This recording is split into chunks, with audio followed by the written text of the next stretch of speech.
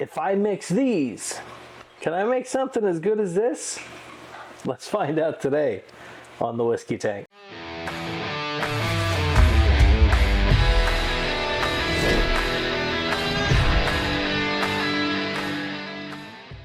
Hi, welcome to the Whiskey Tank. I'm Joe. If this is your first time checking out a video with me, welcome. If you're a return viewer, thank you so much. I really appreciate you stopping back over and checking out another video.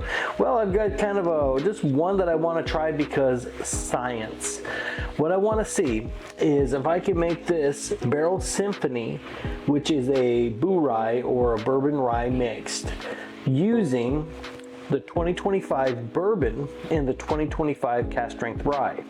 And so the proof point's not going to be the same, but theoretically the spirits should be pretty dang close. This is 87% of 13th Colony's bourbon and then 13% of their rye.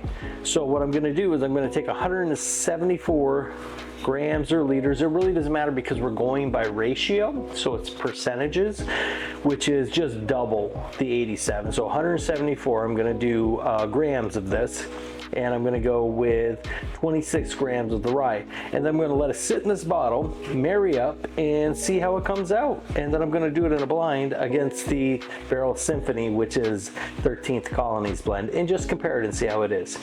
Let's go ahead and do that. So I've taken a stab before, just like probably some of you guys have, of making my own blends, but I haven't had the opportunity yet to take two things that I know are pretty dang close to what they're using in the original and just trying to blend them together on my own and see if I can come up with something semi-close. So what I'm going to start with here is this 2025 cast strength bourbon. And this one is 120.65 proof. And its bottle is 7,067 if anybody's interested, but this is the 2025, and I'm just going to add 174 grams to this. So this might take me a second. I might mix or speed ahead through some of this, but if you are doing blends, I would recommend getting one of these needles from Amazon. They're pretty easy to find, but it just makes everything just a lot easier. This is the primary base spirit for this blend. Now I could just do 87 if I wanted to in 13, but I want to have enough of this to share if it ends up being pretty good, and get some other people's opinions on it too, and maybe blind it for them. But I know that these take, like I've done with some of my other blends, it takes a little while for them to marry up in the bottle. So I'm doing this ahead of time, and if it ends up being really good, I want to have enough to share. We're at 173 and 4. All right, the rest of this I'm gonna put it in a glass and I'll make a little blend anyways. Let me go rinse this out with some distilled water and I'll be right back. All right, so that's the bourbon done. Now we've got the rye. The rye is also 2025 and it's 120.7. So that makes the math really easy. 120.65 and 120.7. I mean, come on, but that makes it really easy. Okay, so now with this one, I want 26. So I'm gonna reset my scale. And I'm gonna just do 26, which should be almost one of these needles. And there we go, it was exactly one of these needles, 26. Okay, so that's what we got, guys. Now all I gotta do is I'm gonna cap this bottle here, and I guess I'm not gonna have a blend. Well, now I almost have to, don't I? I feel like I have to. So I'm gonna take a little bit more out of this bottle to keep the ratios right. All right, so we'll cap this. I'm gonna let this sit for probably about a month and a half, 2 months at least, to let it all kind of marry up in there. And we'll come back and we'll compare it to the Barrel Symphony and see how it comes out, and which one is better. And I'm gonna blind them just to try to figure it all out. But until then, and for you guys, you're not gonna experience anything. For me, I gotta wait almost 2 months for this. For you guys, it's just gonna happen just like this. See, that wasn't so bad now, was it? All right, let's go ahead and get this whiskey in glasses and see what I think. All right, we're gonna start with theirs first. We're gonna call it theirs. Theirs and mine.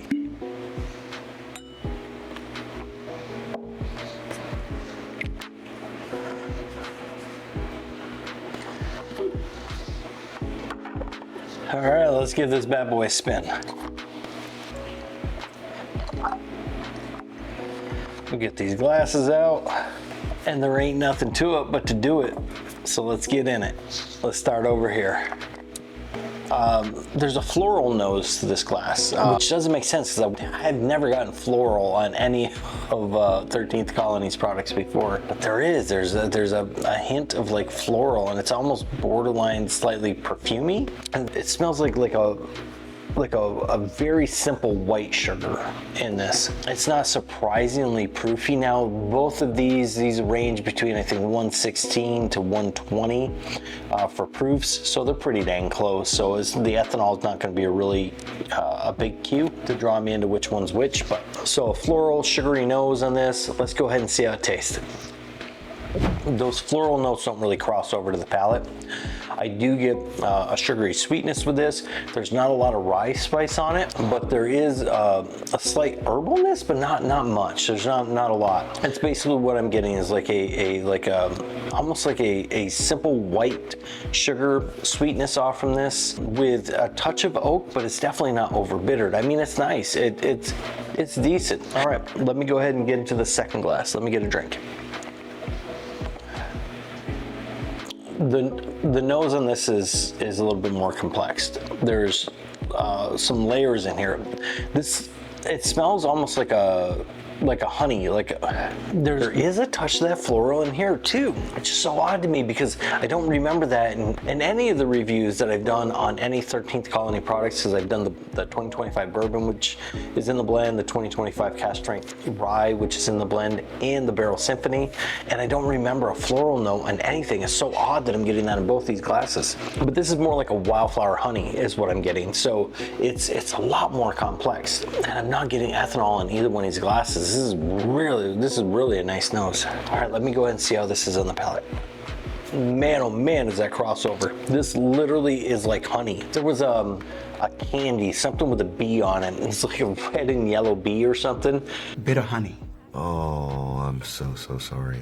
That this is reminding me of. It's almost like got like a sugar daddy, but it was like a honey bee or something. Flavor to it.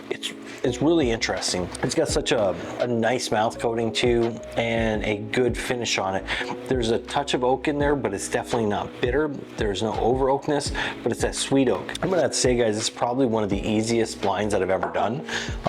So I'm gonna go ahead and just go with the one that I'm enjoying more today, and it's gonna be this glass right here. So whatever this glass is, this is similar to this, but where this has floral and white sugar, this has wildflower honey, if that makes sense. So it's like a level of just development and complexity that this glass doesn't have. There's a little bit of herbalness in this glass that I'm not finding so much over here, but the mouthfeel on this is a little bit more velvety too, and coating almost, and I think it kind of goes along and plays into that honey palate that I'm getting on this. It's just, overall, this is just a better whiskey. You guys already know what it is, but I'm gonna go ahead and figure it out for myself and see what I'm drinking that is really better than I remember any of these whiskeys being. All right, I'm gonna leave it to them. This is theirs. I'm gonna stick with tasting whiskey and leave the blending to the distillery, because it's just, the 13th Colony just did a much better job, because obviously this one is mine, and it is. I guess this is a good example of the sum of the parts being greater than the individual parts. And so together it's just better the way that they do it, because I have the base like ingredients that they use according to them. I use the same ratios, and I use their last year's products. So I'm not sure what they're doing to make their blends better. Maybe it's just the more time that they're sitting together and marrying up. I'm not sure if that's exactly it, but this overall is just a better whiskey than the blend that I did with the 2025 Cask Strength products from 13th Colony. The proof point on the blend that I did was slightly higher. I think it was 120.7 and 120.65, if I remember correct, respectively, for the rye and the bourbon. And this one was 116 something. 116, let's look at the bottle. 116.2 proof on the Barrel Symphony, but I mean the ratios were correct, so I'm not sure exactly where the disconnect was, but what they're doing is just better than what I blended. I mean, it's just so apparent. So if you've tried a blend like this on your own, let me know what you tried and how it came out for you. And while I'm thinking about it, my friend Mike over at Chasing Bourbon 1987, he did the same comparison over in his channel, and I kind of giggled because I had already done my blend, but I hadn't put this video out yet, and I sent him a message. I was like, dude, you beat me to it. But definitely go check out his channel and see what his thoughts were on his blend, and check out his other videos too, and give him a subscribe on his channel. He's putting out some really interesting videos over there, and seems like just a genuinely decent human, and has some interesting takes. So go check out his channel, give him a subscribe and a follow and all that good stuff. But until next time, guys, thanks for checking out this video and checking out my thoughts on my job as a blender, which is nowhere near as good as what 13th Colony is. And until next time, cheers from the whiskey tank.